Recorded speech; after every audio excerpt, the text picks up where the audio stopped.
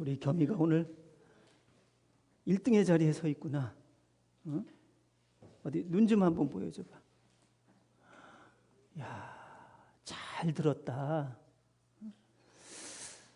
우리가 사람의 얼굴을 볼 때마다 잘생겼다, 못생겼다, 눈에 보여지는 대로 우리가 판단하는 그런 경향이 있는데, 오늘 우리는 좀 다르게 좀 인사했으면 좋겠습니다. 오늘 우리 1주 만에 만난, 7일 만에 만난 우리 귀한 우리 믿음의 가족들을 얼굴을 우리 좌우 보면서 잘생겼다 하지 마세요. 기분 나쁜 사람이 있습니다. 그냥 잘 들었습니다 하고 이렇게 얘기해 주세요. 자, 시작.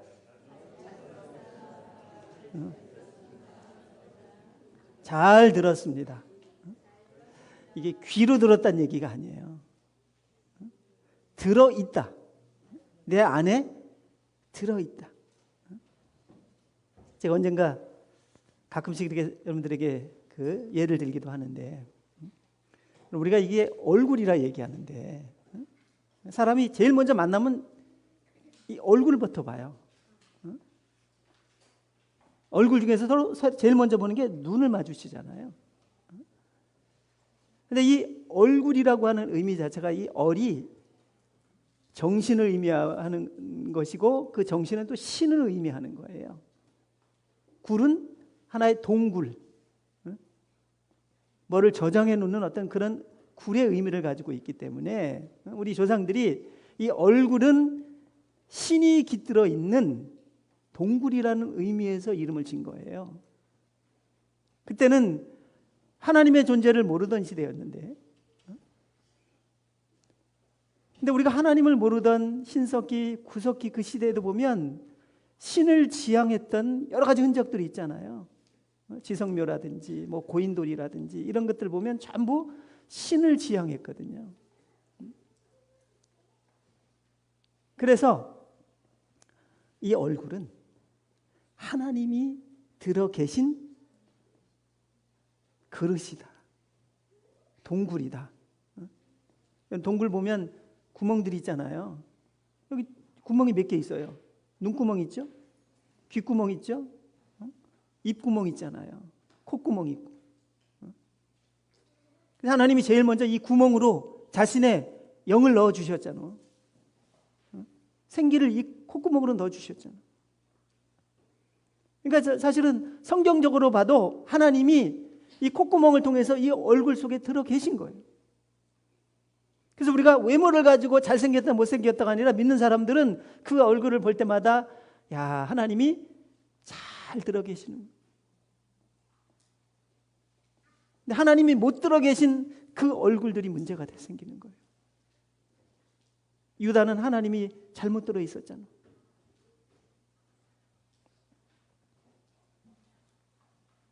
그래서 이 얼굴의 주인은 하나님이죠. 그래서 우리 여지사님들 맨날 아침마다 얼굴 보면서 이렇게 화장하는데, 사실은 이 껍데기보다도 정말 중요한 것은 믿음 화장을 할 수 있어야 돼요. 믿음 화장을 어떻게 하면 될까요? 세 가지 우리가 아침에 여자분들 뭐 파우더, 뭐 로션, 뭐 이런 도구 하는 것처럼 믿음 화장에 세 가지 도구가 필요해요. 아침마다 매일매일 항상 여러분들 화장하듯이 믿음도 항상 기뻐해라. 쉬지 말고 기도해라. 범사에 감사해라. 요 세 가지만 잘 할 수 있으면 이게 믿음이 항상 관리가 되는 거예요. 그러니까 이제 피부 관리에만 신경 쓰지 마시고 이제 믿음 관리에 신경을 쓰시길 바라요. 그래서 사단은 항상 이 하나님이 계신 곳을 노려. 왜? 내 주인이 되고 싶어 하시거든. 그래서 성경에 보면 이 사탄이 들어오는 경로, 길이 세 가지가 있어. 잘 들어있다 물어볼게. 제일 먼저 노리는 게 뭐냐면 보암직하고. 사단은 이 눈의 구멍으로 들어오려고 그래. 그래서 죽을 게 아주 보기 좋게 보이게 만드는 거예요. 부정을 긍정으로 보게 만들어. 먹고 죽을 것을 아주 맛있어 보이게 만든다고. 그래서 눈을 조심해야 돼. 겸아, 딱. 그래서 말씀 들을 때는 눈으로 다 우리 은우처럼 똑바로 또 경청을 해주는 거예요. 눈을 옆으로 뜨는 순간에 말씀이 비껴나가거든. 그리고 먹음직, 입을 통해서 들어오려고 그래요. 그래서 그 사람을 말씀을 못하게 하고 계속 말만 하게 해. 판단하게 하고 정죄하게 하고 욕을 하게 하고 흉을 보게 만들고 계속. 그래서 내 안에 들어와.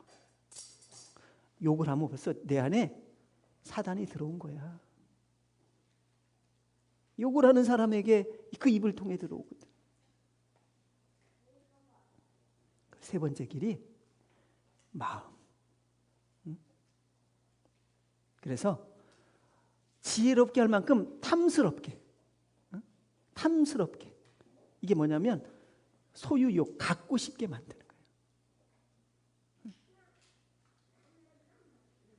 그래서 여러분, 불교에서는 무소유를 선이라 얘기합니다. 소유하는 것 자체를. 그래서 거부하는 분들이 있잖아요. 그래서 무소유가 최선이에요. 그러나 여러분, 우리 기독교는 소유가 선입니다. 다 안 가져버리니까 엉뚱한 사람들이 다 재물 가지고 못된 짓 하는 거예요. 하나님께서 요셉에게 최고의 소유를 주셨을 때에 이 소유가 큰 구원의 도구가 되는 거예요. 그래서 소유가 나쁜 것이 아니라 소유욕이 나쁜 거예요. 오늘 분명히 천국은 한 사람이 자기 소유를 그 종들에게 맡긴 것과 같다 그랬잖아요. 소유를 맡겼지 하나님이 소유욕을 맡긴 게 아니라고요. 하나님이 소유를 맡겼는데 이게 내 걸로 만들고 싶은 것을 소유욕이라고 그러는 거예요. 하나님이 권력을 맡겼는데 이게 내 걸로 만든 것을 소유욕이라고 그래요. 하나님이 재물을 맡겼는데 요거 내 거로 가졌으면. 그래, 아나니아 삽비라가 반은 내 걸로 이렇게 하고 있다가 결국은 하나님께서 벌을 내리셨잖아.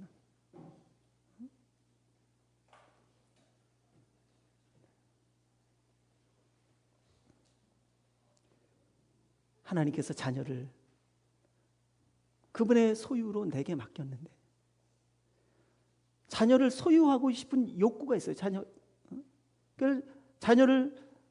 자녀에 대한 소유욕을 가진 사람들이 이 애를 정말 만들려고 그래요. 내가 원하는 대로 만들려고 그러는 거예요. 내가 못 이룬 꿈을 이 아이를 통해 하려고 하고. 그런 분들이 늘 하는 얘기가 뭐예요? 너는 애비같이 되지 말래요. 이건 아이에게 치명적인 얘기가 되는 거예요. 아이에게서 가장 자랑스러운 존재가 아버지인데, 그래서 애들이 어릴 때 놀 때 보면 전부 아버지 자랑이요. 야, 우리 아버지는 소방관이거든. 아니야, 우리 아버지는 청소해. 아버지가 하는 것이 크게 보이고 자랑스러운데 아버지가 하는 얘기가 너는 이 애비처럼 살지 말아라. 얘 꿈을 완전히 한순간에 무너뜨리게 하는 거예요. 아버지가 롤 모델이 돼야 되고 어머니가 아이의 롤 모델이 돼야 되는 거예요. 근데 자기를 아니고 누구처럼 되라고 자꾸 얘기를 하는 거예요.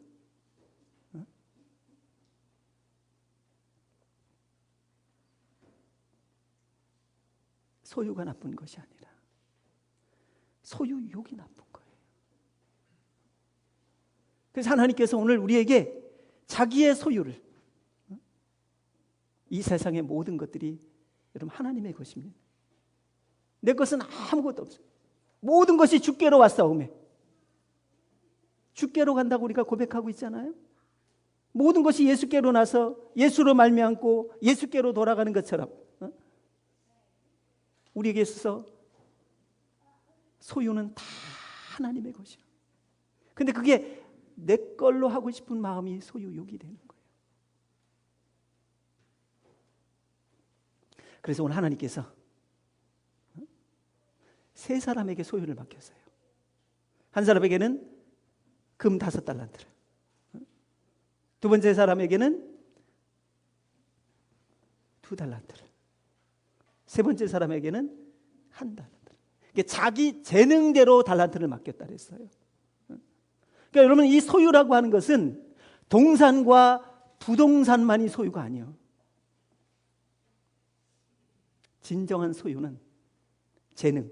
재능이 뭐예요? 내가 잘하는 걸 재능이라고 그러는 거예요. 내가 잘하는 것이 하나님의 소유인 줄 인정하시길 바라요. 우리 유민이, 정유민이는 유민이가 하도 많아가지고. 유민이는 뭘 잘하니? 네가 생각할 때. 음악 잘하잖아. 그림 잘 그리지, 그지? 그게 바로 하나님이 소유야. 너에게 맡긴 거야. 그걸 통해서 하나님이 많이 남기고 싶어 하시는 거예요. 그럼 돈이 없다고 절망하지 마세요. 부동산이 없다고 낙심하지 마세요. 여러분이 잘하는 것이 소유인 줄 믿으시길 바라요. 내가 잘하는 게 하나님의 소유라고요. 자기 재능에 따라 하나님 맡겨주셨으니까. 우리 전사님 잘 웃잖아요. 껄껄껄껄. 소유인 줄 믿으시길 바라요. 저는 그렇게 못해요, 평생. 안 돼요. 안 주셨어요, 저에게. 근데도 맨날 우리는 엉뚱한 것 가지고 좌절하고 엉뚱한 것 가지고 절망하고 나는 돈이 없어. 나는 뭐가 없고 뭐가 없어. 그래, 광야의 백성들이 이곳에는 뭐도 없고 뭐도 없고 뭐도 없고 뭐도 없고 그러다 다 광야에 엎드러진 거 아니에요? 없는 걸 보면 다 엎드러지게 돼 있어요. 좌절하게 돼 있다고요. 있는 걸 보세요. 내가 잘할 수 있는 거 뭔가 있어요. 그런데 이 세 사람 중에 이 두 사람은 나중에 결론적으로 충성된 종이 되고, 또 마지막 한 사람은, 1달란트 받은 사람은 악하고 게으른 종이 되었다. 그러면 왜? 이 사람이 조금 받아서 악하고 게으른 종이 아니에요. 5, 2, 하나는 이거는 차이고 다른 것이지 틀린 게 아니라고요. 다른 걸 말하는 거예요. 서로 다르게 주셨어요. 그래서 이 두 사람은 5개 받고 2개 받은 사람은 충성된 종으로 칭찬받았던, 상 받았던 이유가 뭘까? 오늘 성경이 분명히 있거든요. 맞추면 딱지 하나 드리겠습니다. 자, 이 5개와 2개 받은 사람이 하나님 앞에 충성된 종아, 충성된 종으로 인정받은 결정적인 이유가 뭘까요? 예? 적은 일에 충성했기 때문에, 예, 그보다 조금 더, 예, 연관해서 구체화시키면 될 것 같아요.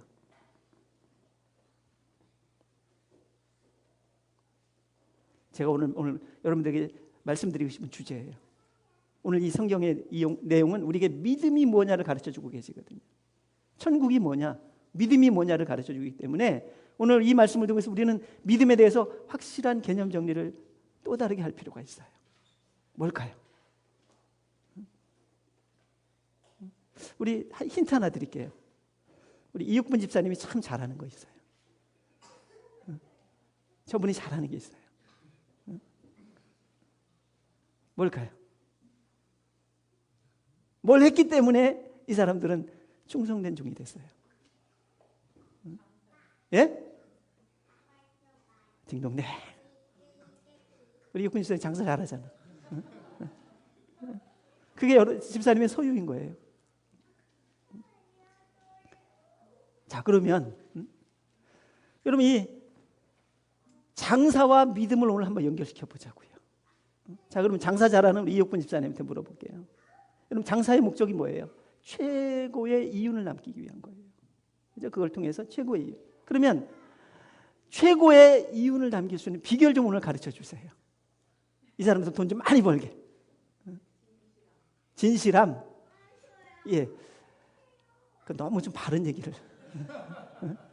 남 들으라고 하는 얘기 말고 좀 속되게 있는 그대로 얘기해 주세요.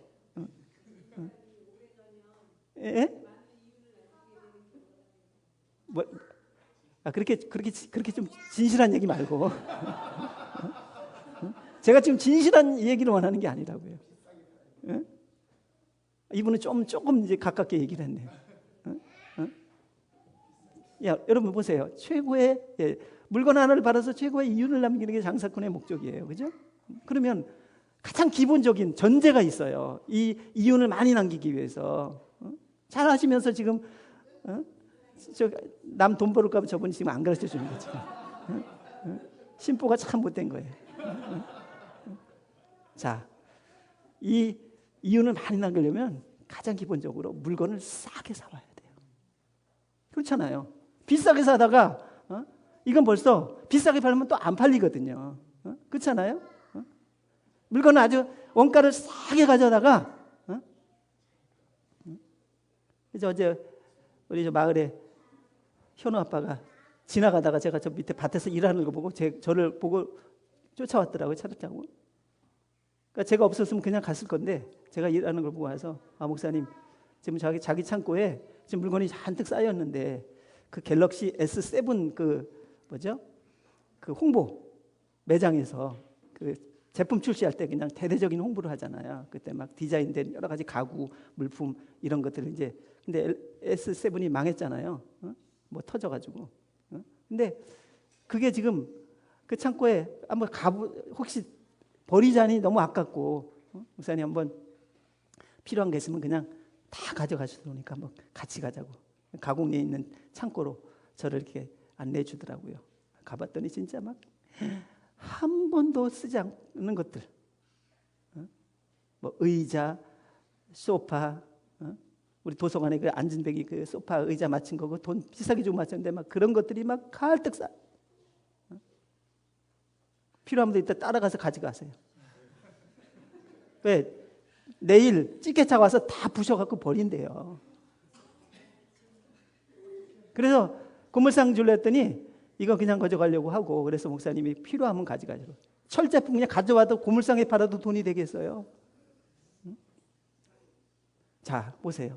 그런 거 거저 가져다가 제가 거기서 그중에 마음에 들었던 것이 이렇게 동그란 밥상같이 생긴 걸 봤는데 제가 엊그젠가 금요일 날 우리 4학년 우리 도연이하고 우리 준이가 날이 좋으니까 그냥 요 데크에 땅바닥에 펄썩 앉아서 밥을 먹고 있더라고요. 그래서 야, 요 밥상 하나 얘네들 갖다 만들어주면 참 좋겠다.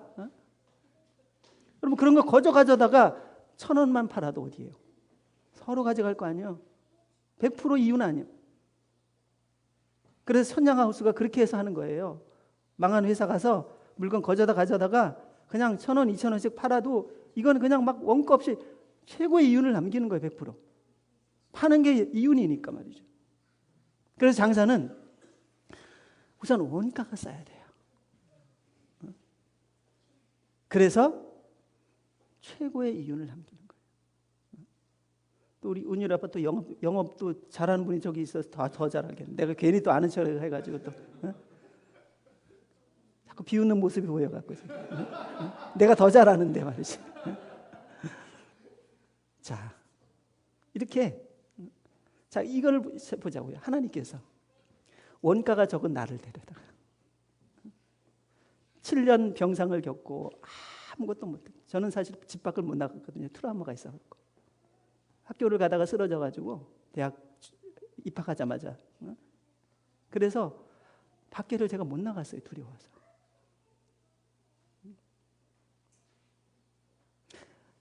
7년 병상을 하고 나서 제가 신학교 시험을 보러 학교를 갔는데 버스를 타고 어디 못 가겠는 거예요, 멀리. 근데 그때 이제 오직 정말 하나님밖에 제가 의지할 곳이 없었으니까 시험 보러 가서 산속에 들어가서, 학교 근처 산속에 들어가서 제가 하나님 앞에 기도했어요. 하나님, 앞으로 4년, 학부 시험을 다시 봤으니까 4년 동안 전 하나님밖에 의지할 길이 없습니다. 학교 잘 졸업할 수 있게 해달라고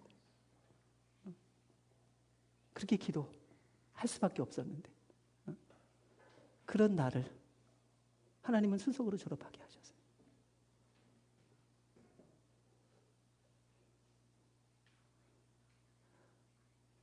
아무것도 할 수 없는 아주 원가가 최하인 나를 데려다가 하나님이 지금의 이 역사, 위대한 역사에 참여시키고 이 역사를 리더하게 하셨으니 하나님이 최고의 이윤을 남기는 거 아니에요?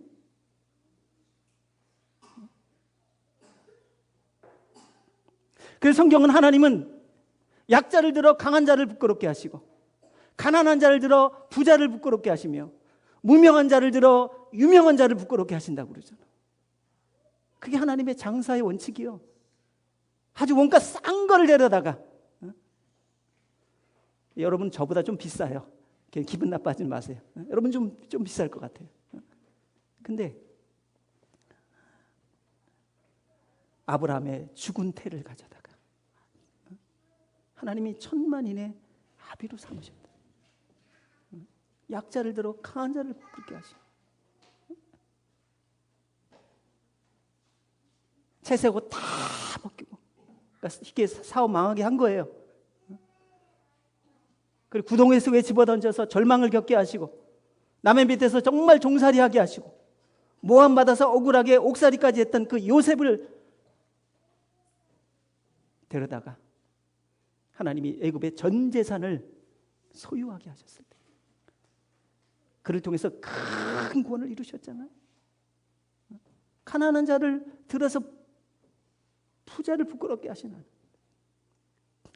베들레헴 들판에서 양을 치던 아주 무명의 어린 다윗을 하나님이 데려다가 당대의 가장 위대한 장수였던 골리앗을 이기게 하심으로 그래서 다윗이 골리앗을 향해 나갈 때 뭐라 했어요? 내가 너를 죽여.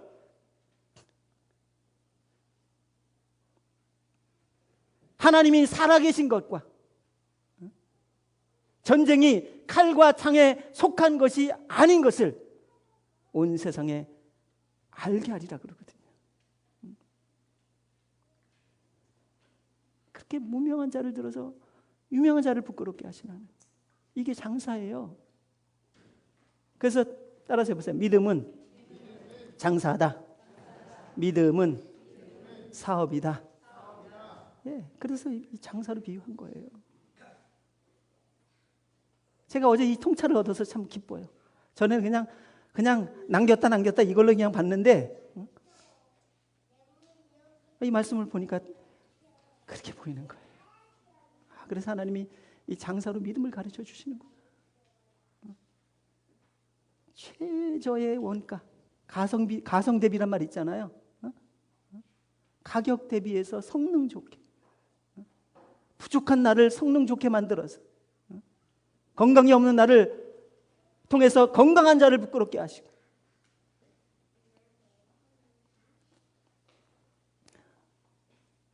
그래서 그가 장사했기 때문에 믿음 생활은 장사하는 거예요. 부족한 나를 절망하지 말고 좌절하지 않고 하나님을 의지함으로 적군의 말을 달리고 담을 뛰어넘어갈 수 있는 운명을 넘어갈 수 있는 이게 다윗의 고백 아니에요? 제가 제일 좋아해요. 나의 힘이 되신 여호와를 내가 사랑합니다. 내가 여호와를 의뢰함으로 적군의 말을 달리고 적의 성벽을 껑충 뛰어넘는다고 얘기하잖아요. 시편 18편 26절인가 있어요. 28절인가. 그래서 그가 충성된 종이 되는 거예요. 그러니 은우야, 앞으로 장사 열심히 하자. 어린 너를 하나님이 위대한 리더로 삼으실 거야. 세웅이도 앞으로 장사 열심히 하자. 8살인 너를 하나님이 키워서 최고의 사람을 만들어 주실 거예요.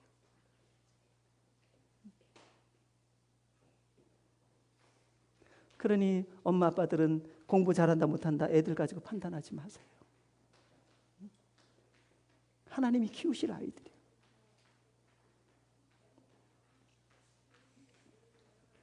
그래서 하나님이 적은 일에 충성했다는 이유가 너의 부족함에 최선을 다했다는 의미예요. 네가 병약함에도 최선을 다했고 가난함에도 최선을 다했으며 네가 무명함에도 최선을 다했기에 내 주인의 즐거움에 참여할지어다 그러시는 거예요. 그래서 바울은 내 약함을 자랑으로 여기기 시작했던 거예요.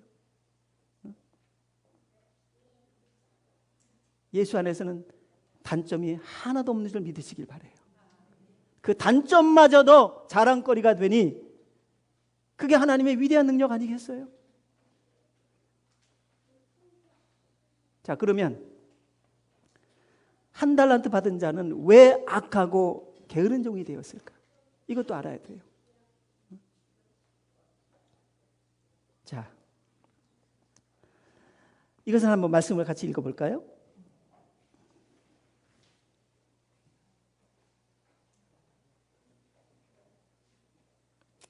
24절의 말씀을 한번 읽어볼 필요가 있네요. 24절 시작.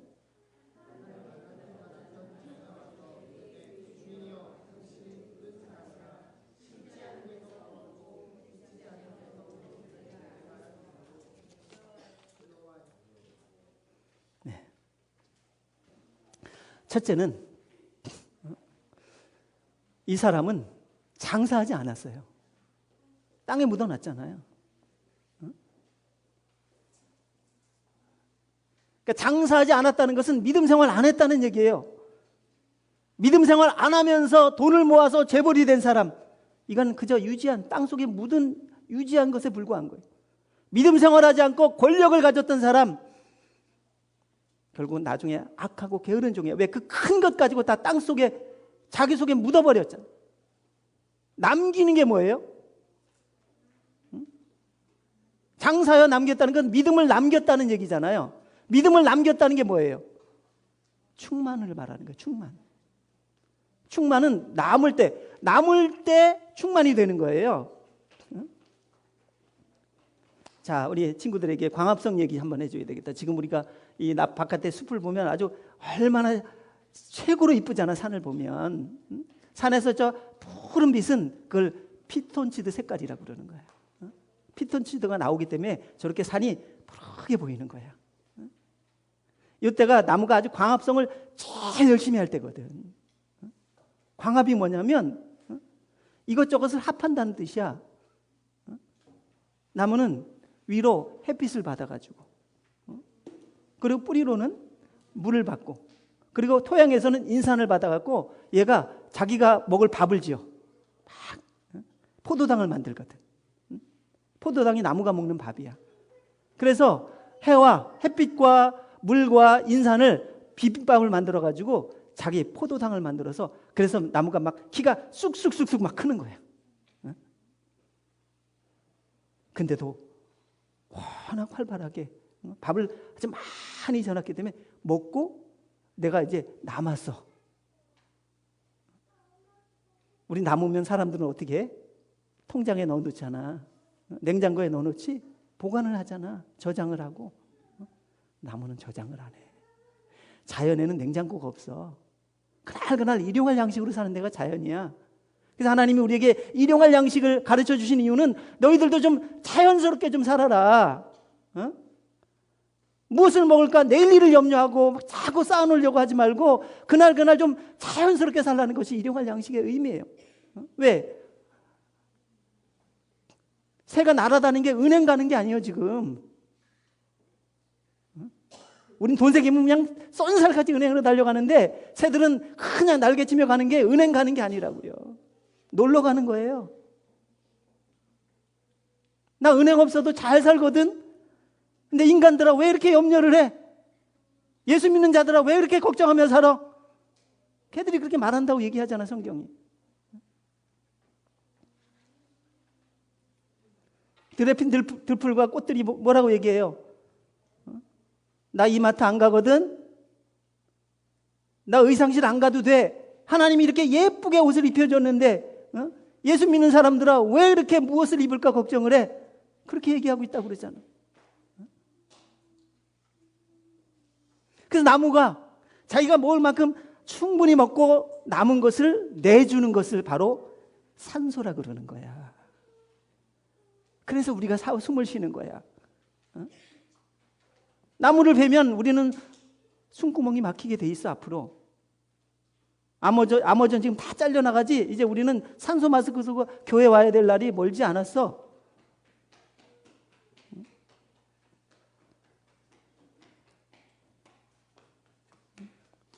그래서 지금 얘가 지금 퍼포먼스 하는 거예요. 새가 날개치면서 나 지금 은행 가는 거 아니거든. 아빠 우리 은행 다녀. 우리 아빠 은행원이야.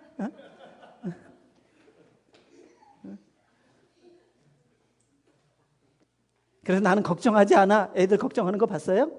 연우가 무엇을 먹을까 무엇을 입을까 걱정하는 거 봤냐고요.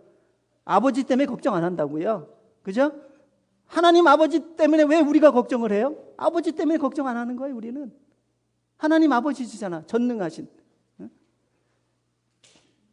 그래서 믿음이 남으면 충만한 사람들이 이제 남을 위해 사는 거예요. 근데 우리는 충만을 계속 안으로 들이는 충만이요. 맨날 충만 박수 치면서 그냥 그러고 또 있으면 또 식어버려. 자 보세요. 우리 여기 샘이 있는데 샘이 남아가지고 흘러가면서 시내가 된 거예요. 시냇물이 남으니까 강물이 됐어요. 강물이 남으니까 바다가 된 거예요. 그걸 충만이라고 그러는 거예요. 물이 바다 덮음같이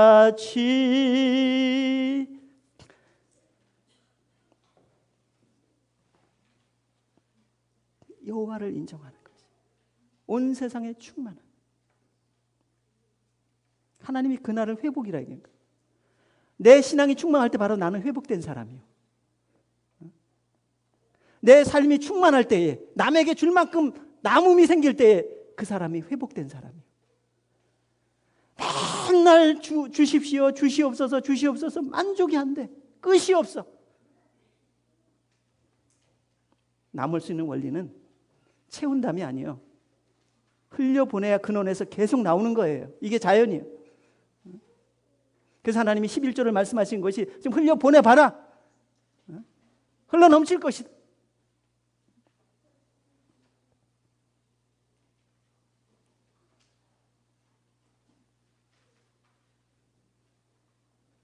그러면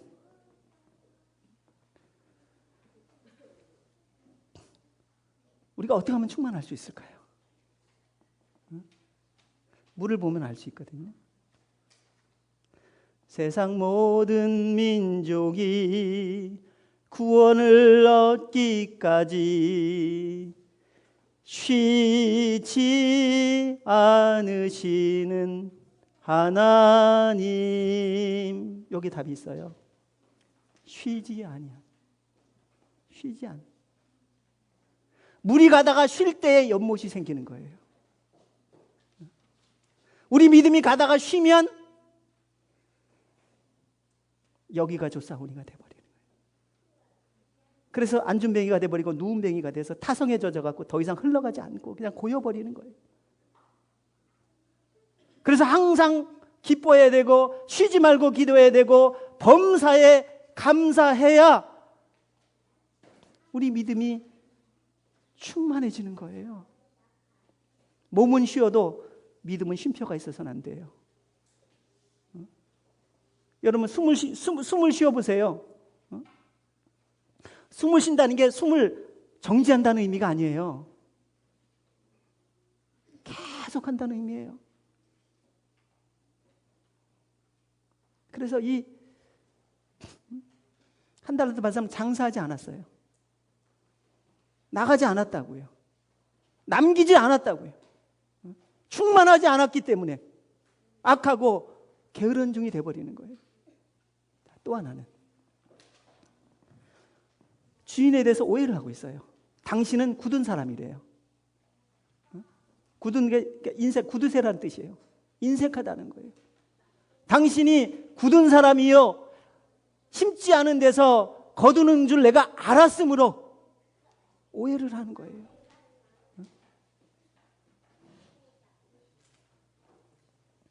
그래서 여러분, 우리가 하나님에 대해서 이해를 못하면 항상 오해하게 되는 거예요.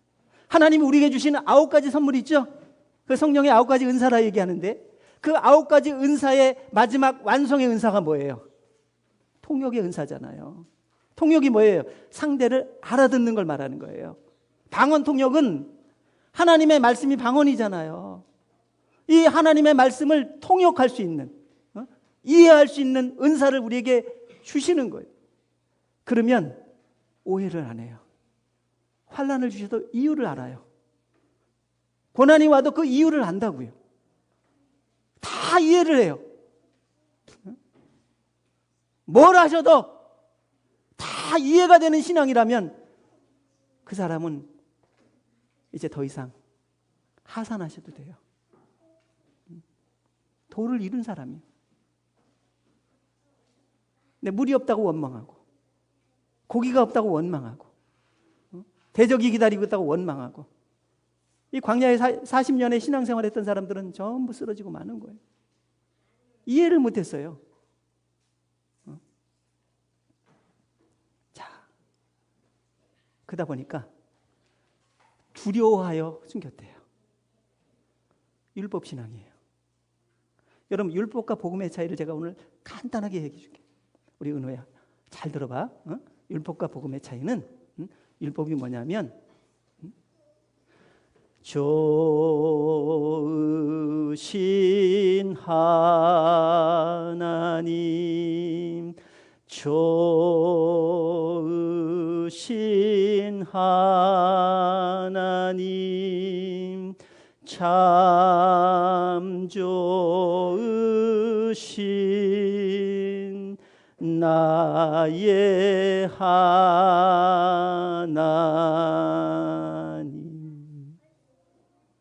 이게 복음이에요. 하나님이 좋아서 열심히 해요.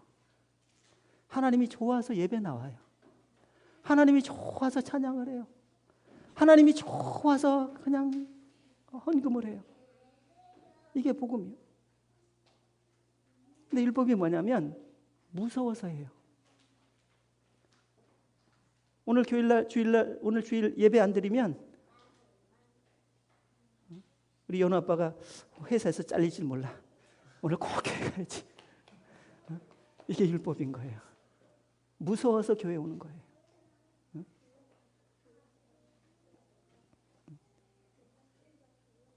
11조 안 하면 사업 망한대더라. 사업 망하지 않으려고 11조 하고, 11조 하면 사업 잘 된다더라. 이게 바로 율법 신앙이 되는 거예요. 그러니까 매 맞을까 봐 늘 두려운 거예요. 매 맞기 싫어서 공부하는 애는 매 안 맞을 만큼만 해요. 그래서 유지만 하는 거예요. 율법 신앙은 항상 유지만 하지 더 이상 올라갈 수가 없어요. 죽지 않을 만큼만 하는 거예요. 그래서 우리가 아이를 좀 복음적으로 키우자고요. 좀 자율적으로. 아이 하는 게 마음에 안 드시죠?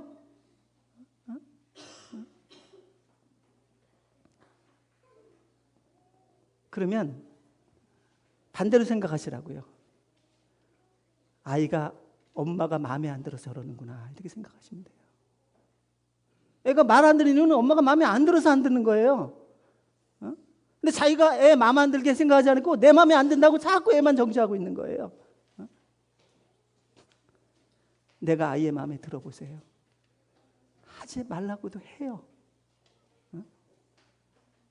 그러니까 우리가 자꾸 율법적으로 애를 키우는 거예요. 율법은 지적을 하거든요. 남으면 나눠주지 않고 지적을 해요. 근데 복음은 자연적으로, 자발적으로, 스스로. 왜? 하나님을 닮았으니까. 은혜를 받은 사람은 복음적인 사람이 되게 돼 있어요. 여러분, 주일 한 번 빠져도 교통사고 나지 않습니다. 그거 두려워서 교회 나오는 사람, 하나님을 인색하고 굳은 사람으로 존재로 인정했기 때문에 늘 두려워서 하나님 앞에 할 수 없어 예배 드려야 되고, 할 수 없어서 1000번을 채워야 되고, 40일을 채워야 되고, 안 하면 늘 깨름하고, 그러니까 늘 기쁨이 없는 거예요. 그냥 끝나고 나면 후련할 뿐이요. 했다는 것 때문에. 그렇지, 그게 무슨 믿음이냐 말이에요. 기뻐야죠. 하나님이 항상 기뻐하라는 게 뭐예요? 복음적으로 살라는 거예요. 우리 같이 한번 좋으신 하나님 찬양하고 우리 정리해 보십시다.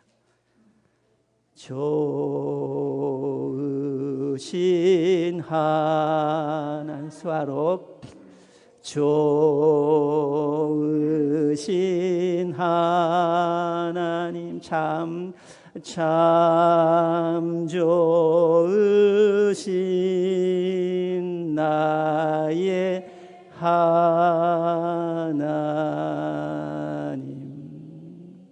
여러분은 복음의 성도인 줄 인정하시길 바라요.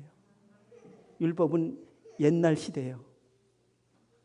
출애굽에서 노예 생활하던 사람들에게 할 수 없어서 초등학교에 그 사람들이 입학했던 했던 초등학문이었고, 예수를 만난 우리는 더 이상 율법 아래 있지 않고 복음 아래 있는 줄 믿으시길 바랍니다. 자유하시길 바라요. 그래서 늘 하나님이 좋기를 바라요. 좋아서 충성하고, 좋아서 찬양하고, 좋아서 성도의 교제를 이룰 수 있는 우리 모두가 되기를 주의 이름으로 축복합니다. 충성된 종과 악하고 게으른 종의 차이를 우리가 봤습니다. 열심히 장사하세요.